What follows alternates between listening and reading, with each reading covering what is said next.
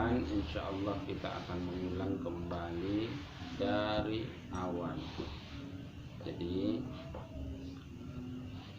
kita coba nanti membeli buku yang bahasa Indonesia supaya ada dasar pegangannya sifat 20. Kita beli. Karena nggak semua bisa baca kitab. Jadi semua kita buat bahasa Indonesia. Nanti ada tambahan-tambahan tulis di samping. Ini saya menyampaikan, kita kaji malam ini tentang bagaimana nikmatnya bertuhan. Nikmat bertuhan itu akan kita rasakan kalau kita benar-benar mengenal Allah itu sedekat mungkin, sepaham mungkin. Kalau kita mengenali makanan itu sampai detail dan kita menikmati makanan itu karena kita merasakan enaknya, maka melebihi dari itulah nikmatnya bertuhan. Kalau ada sesuatu yang paling kau nikmati di dalam hidup ini selain daripada Allah, itu karena kamu belum mengenali Allah dengan baik, sehingga kamu tidak tahu bahwa nikmatnya bertuhan itu luar biasa. Suatu saat nanti insya Allah ketika sampai pemahaman kita atau dipahamkan oleh Allah Subhanahu wa Ta'ala tentang ilmu mengenali dirinya, maka saat itu kenapa lama kali saya baru sampai ke sini? Ucapan itu akan datang. Dan ketika itu datang, maka tidak ada waktu yang paling indah untuk berlama-lama kecuali dengan Allah Subhanahu wa Ta'ala. Salah satu yang bisa lebih cepat kita untuk mengenali Allah dengan baik, itulah dengan sifat-sifat Allah. Maka setiap kali kita mengkaji sifat 20, seharusnya bertambah pemahaman dan pendekatan kita kepada Allah. Tapi kadang-kadang begitulah Allah memberikan situasi itu, kita sama sekali tidak mengambil paham, dan bahkan satu atau sedikit pun ilmu itu tidak bisa kita raih, karena memang Allah memilih siapa yang akan dipahamkannya tentang dirinya. Maka di dalam kitab Dusuki, kalau saya tidak silap di halaman 99, ada kalimat yang menyebutkan la ya'lamullah illallah. Tidak ada yang tahu Allah kecuali Allah. Maksudnya apa? Tidak ada yang bisa memahami Allah kecuali Allah memberikan paham pengenalan itu kepadanya. Maka jagalah adabmu ketika ingin mengenali Allah, supaya Allah memberikan pemahaman yang luar biasa tentang dirinya kepadamu. Perhatikan itu ya. La ya'lamullah illallah. Tidak ada yang tahu Allah kecuali Allah. Waktu itu dijelaskan oleh almarhum Syekh Ibrahim Sulaiman di dalam kitab Dusuki itu, ketika saya menuntut kalimat itu kepada beliau, maka beliau menjelaskan, jaga adabmu ketika kau ingin memahami Allah, karena Allah lah yang mengenalkan dirinya kepadamu. Maka di dalam hadis qudsi dijelaskan, arabtu rabbi li rabbi bima Allah. Aku kenal Tuhanku dengan Tuhanku bima arrafallah, dengan apa yang dikenalkan oleh Allah kepada saya, diberitahukan, dipahamkan oleh Allah kepada saya. Artinya semua itu hasil karena Allah memahamkan ilmu itu kepada kita. Sejauh dan sedalam apapun kita mengkaji tentang tauhid ini, kalau Allah tidak memberikan pemahaman itu, maka tidak akan hasil. Oleh sebab itu, ketika kita mulai mengaji dalam satu majelis zikir, dalam majelis ilmu pengenalan kepada Allah, maka yang kau harapkan bukan pemahaman dari saya, dari gurumu, tapi pemahaman dari Allah Subhanahu wa taala. Saya hanya perantara. Berulang kali pun kita bahas sifat wujud, qidam, baqa, mukhalafat lil hawadith, damu binafsi sampai akhir. Kalau tidak kita kaitkan hati kita kepada Allah, maka susah untuk mendapatkan pemahaman tentang Allah. Oleh sebab itu, kaitkan hatimu kepada Allah supaya mudah dan kau kenali betul sifat Allah. Begitu kau kenal betul sifat Allah dan kau pahami sifat Allah itu, maka kau akan mengerti siapa Allah dan kau akan benar-benar kenal siapa Allah. Begitu kau mengenali Allah dengan baik melalui sifat-sifatnya itu, maka kau akan merindukan Allah dan kau akan merasakan nikmatnya menyebut nama Allah, nikmatnya menghadap Allah, nikmatnya mengingat Allah Subhanahu wa taala. Sulit, tapi tidak sulit. Sulit kalau kita tidak mau dekat dan tidak mau mencoba lebih memahami dan mendekati Allah Subhanahu wa taala. Seperti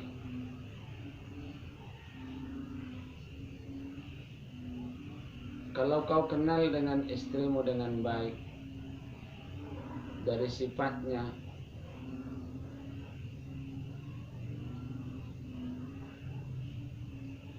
kadang-kadang diamnya pun kau mengerti apa yang terjadi.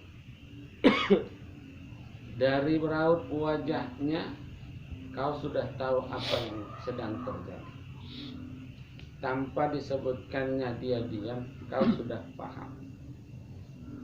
Andaikan kau pahami Allah dengan baik melalui sifat-sifatnya dan kau kenal betul dengan Allah, maka kau akan mengerti apa yang dimaksud oleh Allah terhadap apa yang diberikan Allah kepada hari ini. Dan kalau kau mengenal makhluk, antara kau adalah makhluk dan kau kenal makhluk lainnya, dan kau mencoba memahami dan mendekati pemahaman pengenalanmu kepada seseorang atau kepada siapapun, lalu kenapa kau tidak mencoba mengenali Allah dengan baik sebagaimana kau kenal istrimu? Justru kau harus lebih kenal Tuhanmu, karena cinta yang pertama yang harus kita tanamkan dalam hidup ini adalah cinta kita kepada Allah Subhanahu wa taala.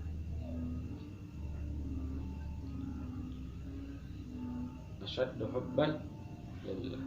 Kita harus luar biasa cintanya kepada Allah Subhanahu wa taala. Lalu bagaimana cintanya kita kepada Allah kalau kita tidak kenali Allah? Makin kenal kita sifat-sifat Allah, makin cinta seharusnya. Makin tahu kita sifat istri kita, makin sayang kita. Ada banyak sifat-sifat yang baik yang dibuat oleh yang ada di dalam diri istri kita, makin cinta kita, makin sayang kita. Dengan anak kita, makin tahu kita yang keluar dari dirinya itu adalah sifat-sifat yang baik, maka kita makin sayang. Tapi dalam sifat makhluk pasti kau temukan sesuatu yang kurang.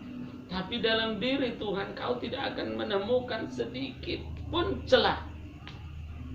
Dalam diri Tuhan itu, dalam diri setiap orang, sebaik apapun kau akan menemukan aib, celah sedikit demi sedikit, kadang-kadang menjadi banyak.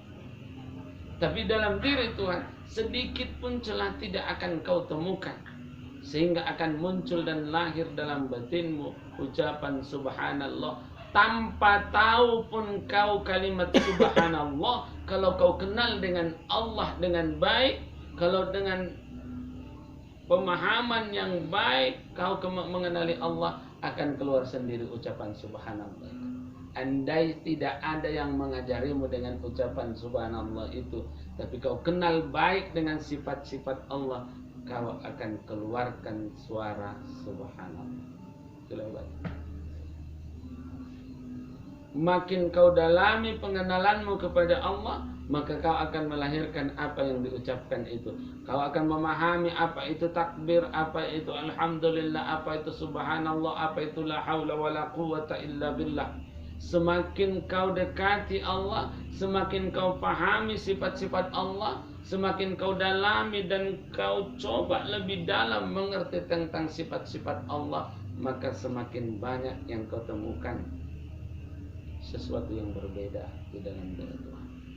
Sehingga kenikmatan-kenikmatan dalam bertuhan itu akan kau rasakan setiap saat. Bukan pada saat kau sholat saja, bukan pada saat kau mengarah ke sana saja, tapi di setiap detik ingatanmu kepada Allah, kau akan merasakan nikmatnya bertuhan. Tapi kalau tidak, maka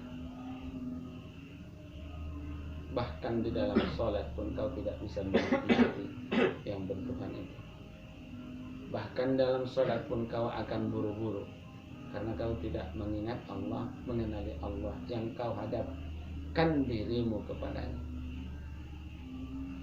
Sehingga kadang-kadang muncul malas dalam sholat, muncul bosan di dalam sholat, muncul sesuatu yang tidak enak ketika kita mengabdi kepada Allah. Apapun bentuk pengabdian kita kepada Allah, apakah itu melalui sholat, apakah itu melalui zikir yang lain, apakah itu melalui sedekah, apakah itu melalui apapun yang diperintahkan Allah, akan muncul sesuatu yang membosankan ketika kita tidak mengenali Allah dengan baik. Tapi kalau kita kenali Allah dengan baik, dengan sifatnya, melalui sifat-sifat yang kita kaji, wujud, qidam, baqo, yang 20 ini sudah cukup sekali untuk mengenali Allah dengan baik. Sudah sangat cukup. Kalau kau kenali Allah dengan baik melalui sifat-sifatnya ini yang kita kaji ini berulang-ulang, maka insya Allah tidak akan muncul, akan bisa kau hilangkan sifat pelit yang ada dalam dirimu, sifat benci yang ada di dalam dirimu, sifat uzub yang ada di dalam diri kita itu akan terkikis kalau kita kenal Allah. Kita akan lebih butuh Allah daripada yang lain. Kita akan lebih butuh Allah, kita akan lebih membutuhkan Dia daripada yang lain. Ini hanya pelengkap, ini hanya sebagai pendorong, yang lainnya tidak. Allah yang lebih kita butuhkan. Kalau Allah yang lebih kita butuhkan, maka yang lain akan berhiraukan. Karena kita yakin bahwa Allah akan memberikan kecukupan dalam hidup. Contohnya,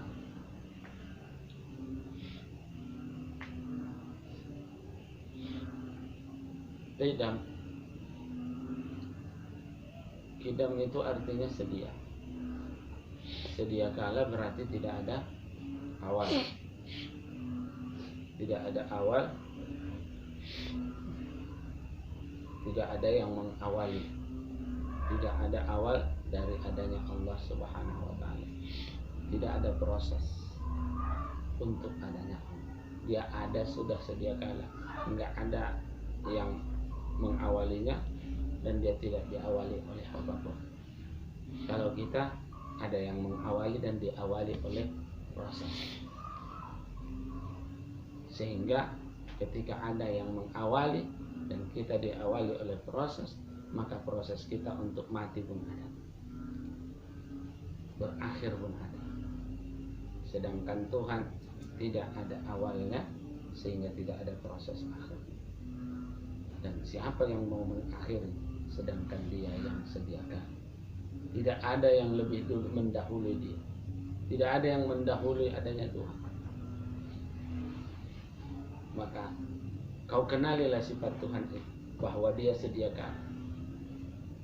Berbeda sifat Tuhan dengan sifat makhluk, dengan sifat kita. Kalau sudah kau kenal baik dengan qidam Allah itu, Dia yang terdahulu. Dia yang sediakan. Maka Tuhan yang tidak sediakanlah, yang dikatakan Tuhan itu, maka itu bukan Tuhan. Kalau ada yang mengatakan bahwa Tuhan itu si A, si B, si ini, tapi dia punya awal, maka itu bukan Tuhan.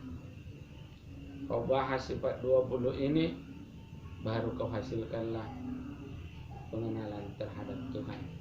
Baru setelah kau hasilkan pengenalan terhadap Tuhan itu, maka kau sebutlah namanya Allahur Rahmanur Rahim, Al-Malikul Quddusus Salamul Mu'minul Muhaiminul Azizul Jabbarul Mutakabbirul Khaliqul Barikul Musawwirul Ghaffarul Qahhar. Jadi nama-nama Allah itu akan kau lakopkan kepada Tuhan yang kau kenal. Kau sebut pun namanya tuh, nama Tuhan itu, kau nggak kenal dengan Tuhan itu, tidak akan terasa ada Tuhan itu dalam kita. Tapi kalau sudah kita kenali Allah, kita sebutkan Wallahul ladzi la ilaha illa huwar rahmanur rahim, al-malikul quddusus salamul mu'minul muhaiminul azizul jabbar, al-mutakabbirul khaliqul bari'ul musawwirul ghaffarul qahhar. Terasa nikmatnya menyebut nama Allah itu karena kita kenal yang kita panggil itu. Kalau kau memanggil orang hampa, kau tahu namanya, tapi kau panggil yang nggak kau kenal, kau akan bagaimana perasaan? Si Karim contohnya, kau nggak tahu betul dengan dia, kau nggak kenal, tolong panggilkan dulu si Karim, kau akan muncul perasaan bagaimana nanti, bagaimana? Tolong panggilkan dulu, kan kita disuruh gitu. Tapi kalau kau kenal dia, akan ringan dan akan nyaman. Akan ada kenyamanan ketika memanggil seseorang yang kita kenal. Akan ada kenyamanan.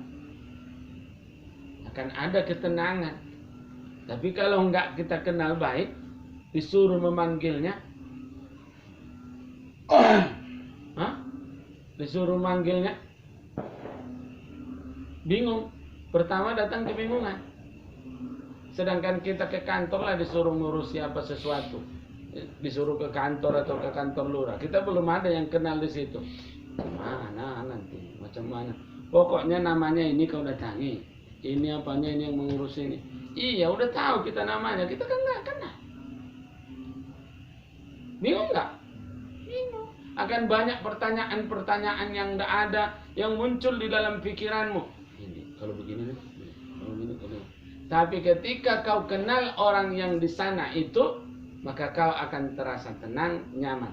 Oh siapa? Begitu sampai di sana, Pak Anu, dan akan terlayani dan akan terselesai lebih mudah penyelesaian masalah. Apalagi dengan Allah, kau kenal dengan Allah dengan baik, kau sebut namanya, maka Allah akan melihat dirimu dengan baik. Tapi kau sebut namanya, tapi kosong dirimu, kosong pikiranmu, kosong hatimu, bagaimana Allah akan memandang? Maka hidupkan hatimu dengan cara mengenali Allah dengan baik. Maka kita ulas nanti, kita ulang-ulang walaupun secara ringkas. Insya Allah kesempatan yang akan datang kita ulang walaupun ringkas-ringkas sifat wujud bidam bakot untuk lebih dekat dengan Allah. Mencoba kita ulang itu supaya kita lebih dekat pemahamannya, pengenalannya, ma'rifatnya kepada Allah Subhanahu wa taala. Kalau udah cantik di situ, cantiklah itu semua. Tapi kalau enggak mesti. Kalau sekedar hafalannya, ini takutnya enggak hafal pula. 6 tahun mengaji tauhid sifat 20-nya enggak hafal.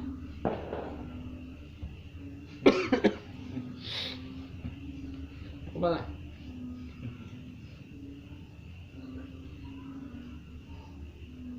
Seharusnya 1 tahun. 1 tahun. Wajib dihafal itu. Wujud tidak baqa mukhalafatul awadin. Tayamuhu binafsi wadaniyat kudrat iradat ilmu hayat sama' pasal kalam terlihat dia sederhana. Sifat-sifat yang kita kaji, yang dikenalkan oleh ulama kita. Tapi ternyata disitulah kita bisa meraih kedekatan dengan Allah. Jadi cobalah dihafal. 1 minggu ini kesempatan kita untuk menghafal sifat 20. Masa nggak hafal?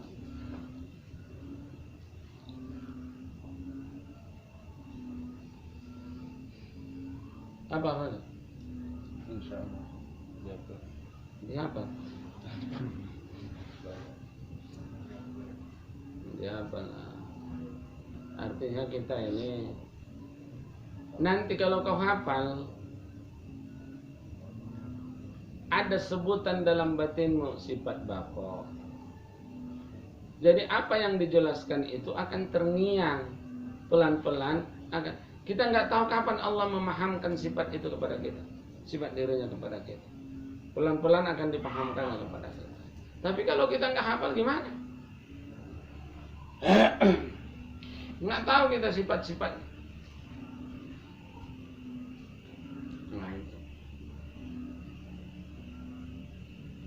Jadi kalau tahu kita sifat Allah bagaimana, kita akan menjaga betul apa yang tidak baik dalam pandangan Allah.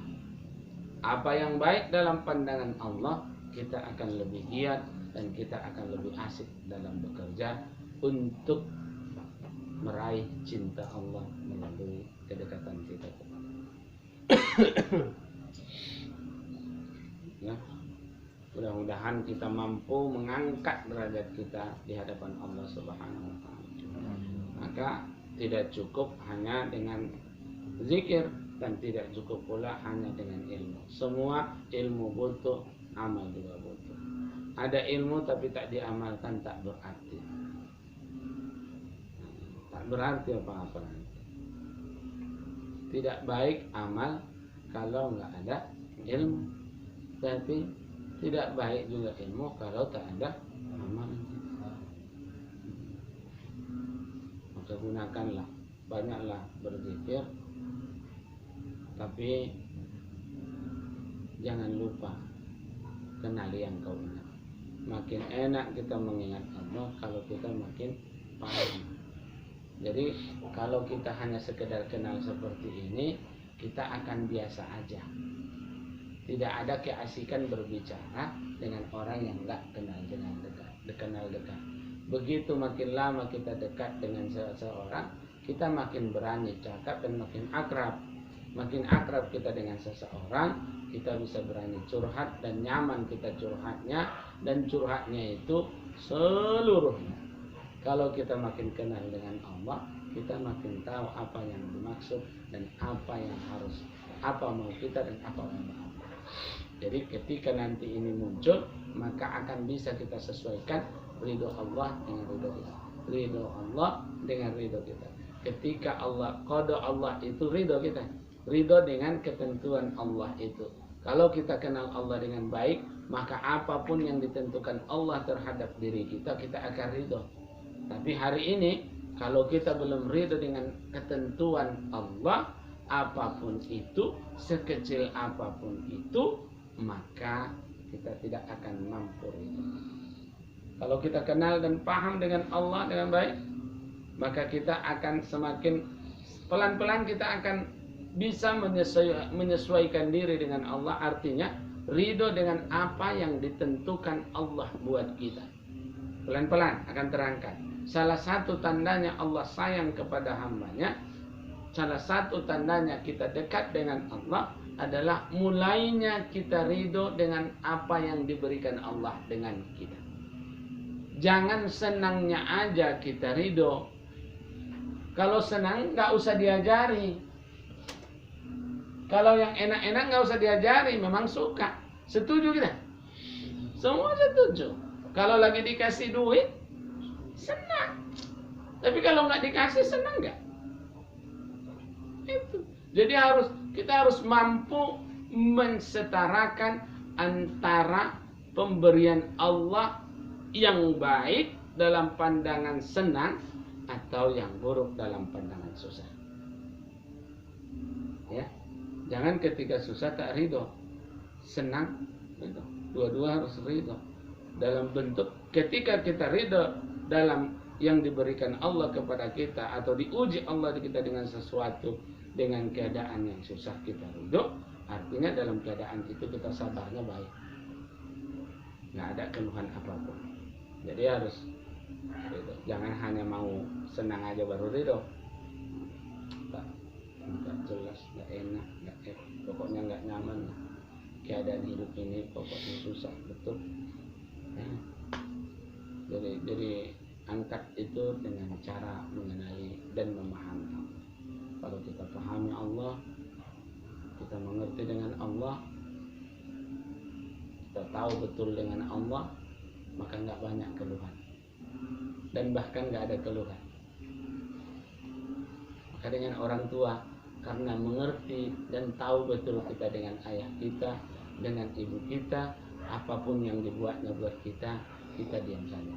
Karena kita tahu bahwa orang tua itu memberikan sesuatu kepada kita atau menguji kita. Tidak ada yang tidak baik.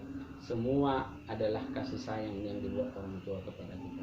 Walaupun itulah beda kelemahannya makhluk ya. Walaupun kadang-kadang yang dibuatnya bagi kita adalah sesuatu yang salah, tapi tidak ada tujuan dia untuk menyesatkan kita. Walaupun kadang-kadang ada sesuatu yang menyesatkan,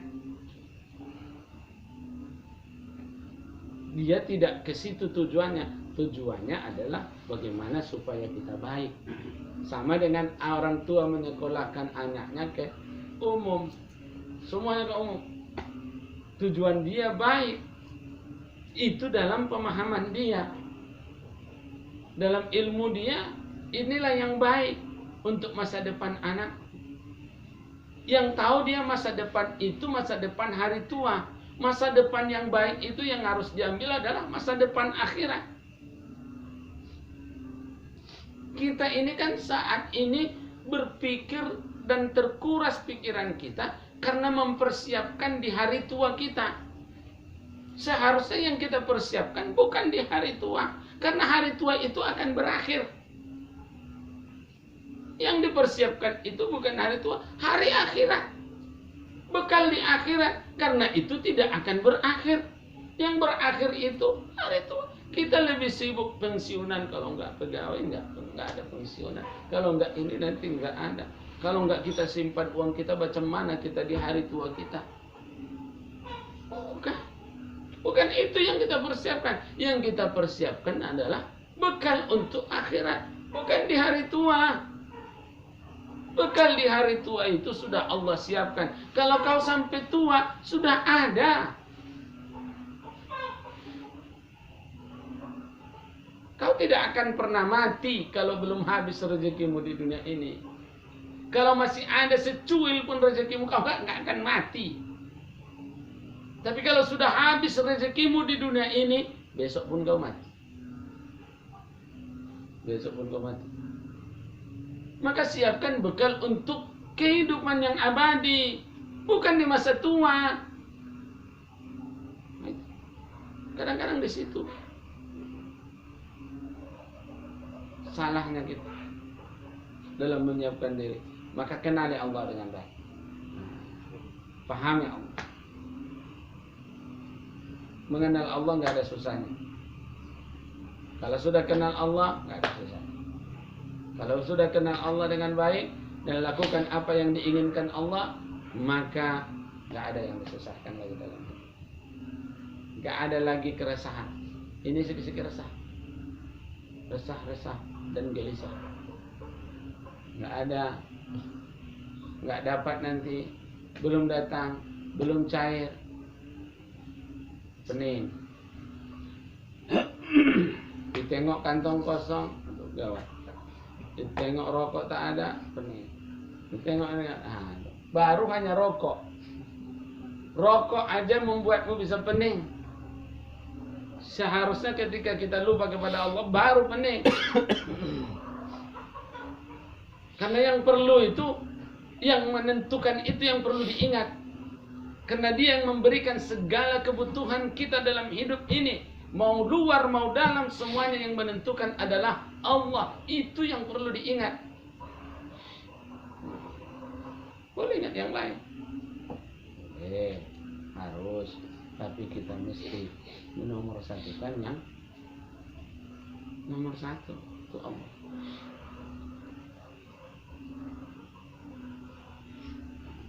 Insyaallah nanti kita akan coba lebih pelan-pelan memahami.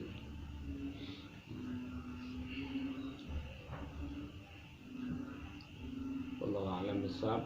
Subhanakallahumma wa bihamdika asyhadu an la ilaha illa anta astaghfiruka wa atubu ilaik.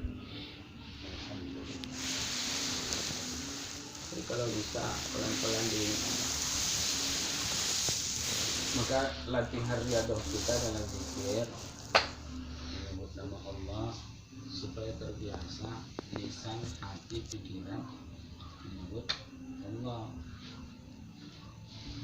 Pandangan mata, pendengaran, penciuman dan ucapan harus kita upayakan bisa menyertakan